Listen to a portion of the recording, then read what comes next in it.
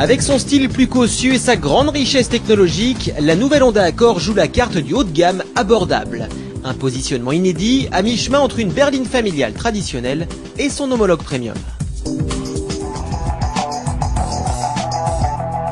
Une fois n'est pas coutume, c'est la version Tourer que nous avons choisi d'essayer.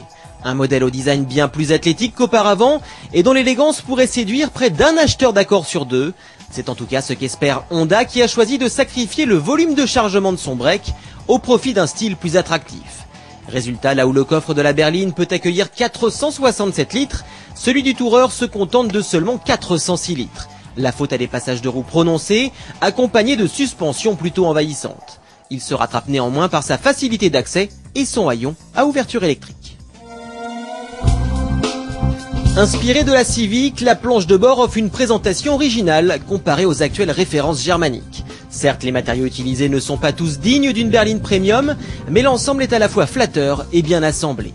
Les rangements sont qui plus est nombreux, à l'image des deux espaces situés de part et d'autre de la console centrale.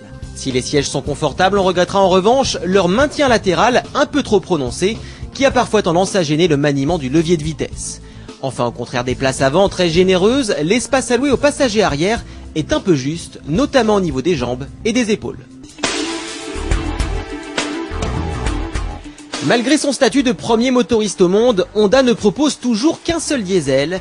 Il s'agit du 2,2 litres ID-Tech qui n'est autre qu'une évolution du moteur utilisé par l'ancien Accord.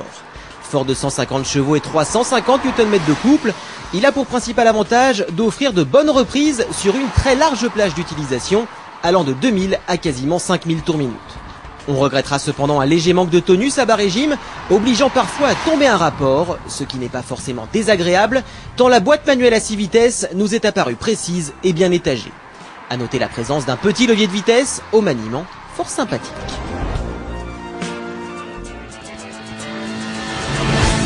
À l'usage, la rigidité accrue de la plateforme et l'utilisation de nouvelles suspensions confèrent à l'Accord Tourer un comportement aussi rassurant qu'agréable.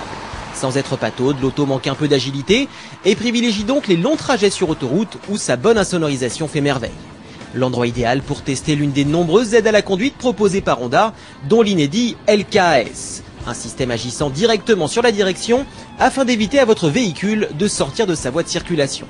Une technologie étonnante puisqu'elle permet au volant de tourner seul en cas d'assoupissement du conducteur grâce à l'utilisation d'une caméra chargée de repérer le marquage au sol.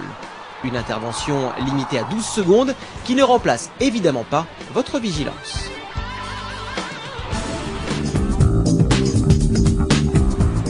Avec son tarif d'entrée de gamme inférieur à 30 000 €, son diesel performant et son équipement complet, l'Accord Tourer constitue un achat intermédiaire pour qui souhaite goûter aux joies d'un véhicule haut de gamme sans pour autant casser sa tirelire.